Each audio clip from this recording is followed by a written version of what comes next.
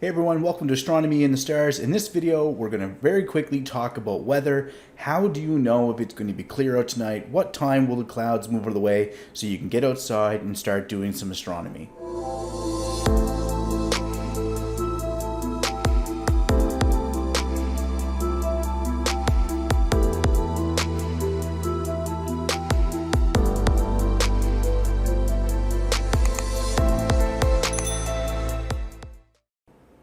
So I used to run an observatory, and one of the jobs of running the observatory was to host public tours.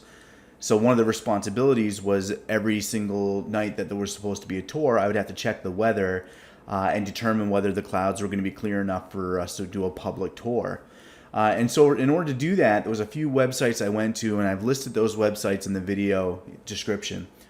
This is the best one I was using. This is the Clear Sky chart. In this case, I'm looking at the Toronto Clear Sky chart in Canada. And there are a few things to look at here, and I'm going to point them out. If we take a look at the cloud cover, this is probably the most important. This is the top row. You can see Saturday, Sunday, Monday, Tuesday, and then it's done in military time. So 23 there and 0, that's midnight. Then there's 1 a.m., 2 a.m., 3 a.m., 4 a.m., and so on. And as you can see tonight, this white here indicates that it is completely cloudy. It will be impossible to do any astronomy tonight. And so I would be shutting down the observatory tours, and I'd be probably working on other things, collecting, going through my data and stuff like that, fixing up pictures. As you can see here, tomorrow night, Sunday, around 6 p.m., it looks like it's going to clear up really well for about those 2 hours. Now, here's the key thing with weather. I would say that the weather is only predictable accurately on this program here for about 7 to 8 hours before. So if you wake up first thing in the morning and you see that it's going to be clear all night, there's a very good chance it will be, but check it again around 3 o'clock in the afternoon just to make sure, because the weather can change very quickly. So to use this site, all you have to do is type in clear sky chart, put in your city, and then it will show you. So there's cloud cover, there's transparency. This is going to be how much water vapor is in the air, so you want really good transparency.